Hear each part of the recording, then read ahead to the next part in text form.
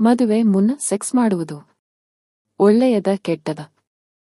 ನೋಡಿ ಸ್ನೇಹಿತರೆ, ಬಾಯಾರಿಕೆ, ಹಸಿವು ಮತ್ತು ನಿದ್ರೆ ಇವು ಪ್ರಕೃತಿಯ ಸಹಜವಾದ ಕ್ರಿಯೆ. ಹಾಗೆಯೇ ವಯಸ್ಕ ಗಂಡು ಮತ್ತು ಹೆಣ್ಣಿಗೆ ವಯೋಸಹಜವಾಗಿ ಅಗತ್ಯವಿರುವ ಪ್ರೀತಿ, ಪ್ರೇಮ ಮತ್ತು ಕಾಮ ಇವು ಸಹ ಪ್ರಕೃತಿಯ ಸಹಜವಾದ ಕ್ರಿಯೆ. ಇದನ್ನು ಮದುವೆಯೇ ಎಂಬ ನಾಗರಿಕ ಸಮಾಜದ ಕಟ್ಟುಪಾಡುಗಳೊಂದಿಗೆ ಕುಟುಂಬದ ಗುರು ಹಿರಿಯರ ಮಾರ್ಗದರ್ಶನದಲ್ಲಿ ಮಾಡುವ ಒಂದು ಸೂಕ್ತವಾದ ಕೌಟುಂಬಿಕ ವ್ಯವಸ್ಥೆ. ಮದುವೆಯಾದ ಮೇಲೆ ಕಾಮ 3 ತಿಂಗಳು, ಮೋಹ 6 ತಿಂಗಳು, ಪ್ರೀತಿ ಪ್ರೇಮ ಕೊನೆವರೆಗೂ ಇರಬೇಕು. ಹೌದು, ಸನಾತನ ಧರ್ಮದ ಪ್ರಕಾರ ಮದುವೆಯಾಗುವ ಮೂಲ ಉದ್ದೇಶ ಹೆಣ್ಣು ಮತ್ತು ಗಂಡಿನ ಮಿಲನ ಮತ್ತು ಮಕ್ಕಳನ್ನು ಪಡೆಯುವುದು.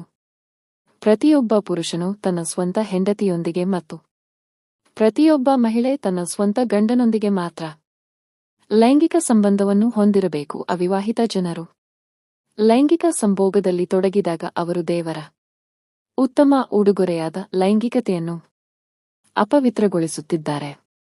ಮದುವೆ ಆದ ಮೇಲೆ ಒಂದು ಹೆಣ್ಣಿಗೆ ಗಂಡನೇ ಸರ್ವಸ್ವ.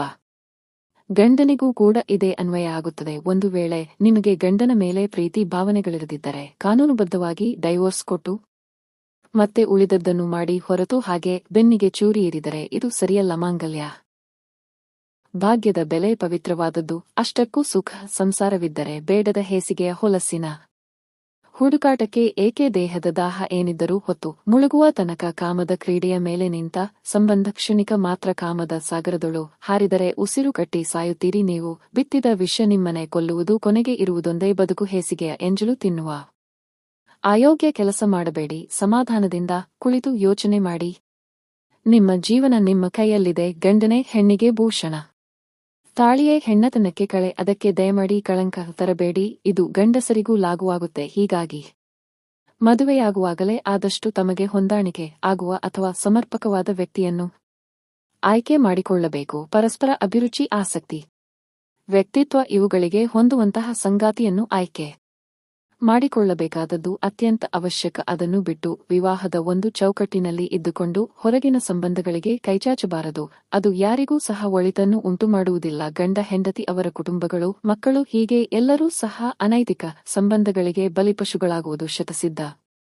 ಇತ್ತೀಚಿನ ದಿನಗಳಲ್ಲಿ ವಿವಾಹಕ್ಕೂ ಮೊದಲು ಸ್ತ್ರೀ ಪುರುಷರು ಏನೇ ಮಾಡಿರಲಿ ಅದು ಬೇಡದ ವಿಷಯ. ಕನಿಷ್ಠ ವಿವಾಹದ ನಂತರವಾದರೂ ನಮ್ಮಂತೆ ನಡೆದುಕೊಳ್ಳಲೆಂದು ಬಯಸುತ್ತೇವೆ. ಪ್ರೇಮ ನಿಸ್ವಾರ್ಥ. ಪ್ರೀತಿಸುವ ವ್ಯಕ್ತಿತ್ವಗಳು ಸ್ವಾರ್ಥವಾಗುತ್ತವೆ. ಯಾಕೆ ಹೀಗೆ? ಇದು ನಾನು, ಈಕೆ ನನ್ನವಳು, ನನಗೆ ಸೇರಿದವಳು, ನಾನು ಮಾತ್ರ ಅನುಭವಿಸಬೇಕು, ನನಗೆ ಮಾತ್ರ ಸ್ವಂತ ಇಂಥ ಭಾವನೆ ನಮ್ಮಲ್ಲಿ ಹುಟ್ಟುತ್ತದೆ. ಅದೇ ರೀತಿ ನಮ್ಮ ಪ್ರೇಯಸಿಯ ಮನಸ್ಸಿನಲ್ಲೂ ಇದೇ ಭಾವನೆಗಳು ಹುಟ್ಟುತ್ತವೆ. ನೀವು ಪ್ರೀತಿಸಿದ ಯಾವುದೇ ವ್ಯಕ್ತಿಯಾಗಿರಲಿ, ಕಾಲಕ್ರಮೇಣ ಅವರು ಮತ್ತೊಬ್ಬರನ್ನು ನೋಡುತ್ತಾರೆ, ಇಷ್ಟಪಡುತ್ತಾರೆ, ಮಾತನಾಡಿಸುತ್ತಾರೆ, ಸ್ನೇಹ ಸಂಬಂಧಗಳನ್ನು ಮಾಡಿಕೊಳ್ಳುತ್ತಾರೆ. ನಮಗೆ ಅಸೂಯೆ ಕಾಡುತ್ತದೆ.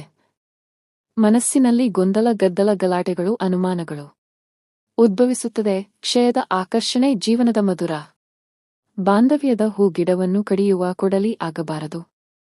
ಪ್ರೀತಿ ಸಿಗುವುದು ತುಂಬಾ ಕಷ್ಟ. ತುಂಬಾ ಅದೃಷ್ಟ ಮಾಡಿರಬೇಕು. ಅದಕ್ಕೆ ಎಲ್ಲದಕ್ಕೂ ಅಡ್ಜಸ್ಟ್ ಮಾಡಿಕೊಂಡು ಹೋಗಬೇಕು. ನೀವು ಪ್ರೀತಿ ಮಾಡುತ್ತೀರಾ, ಬಿಡ್ತೀರಾ, ಅದು ಬೇರೆ ಮಾತು. ಆದರೆ ನಿಮ್ಮನ್ನು ಪ್ರಾಣಕ್ಕಿಂತ ಹೆಚ್ಚಾಗಿ ಪ್ರೀತಿಸುವವರನ್ನು ಯಾವುದೇ ಕಾರಣಕ್ಕೂ ಕಳೆದುಕೊಳ್ಳಬೇಡಿ. ಇದೇ ರೀತಿ ಮುಂದಿನ ವಿಡಿಯೋಗಾಗಿ ನನ್ನ ಚಾನಲನ್ನು ಸಬ್ಸ್ಕ್ರೈಬ್ ಮಾಡಿಕೊಳ್ಳಿ, ಇತರರೊಂದಿಗೆ ಹಂಚಿಕೊಳ್ಳಿ ಮತ್ತು ಕಾಮೆಂಟ್ನಲ್ಲಿ ನಿಮ್ಮ ಅನಿಸಿಕೆ ತಿಳಿಸಿ. ಮತ್ತೆ ಸಿಗೋಣ.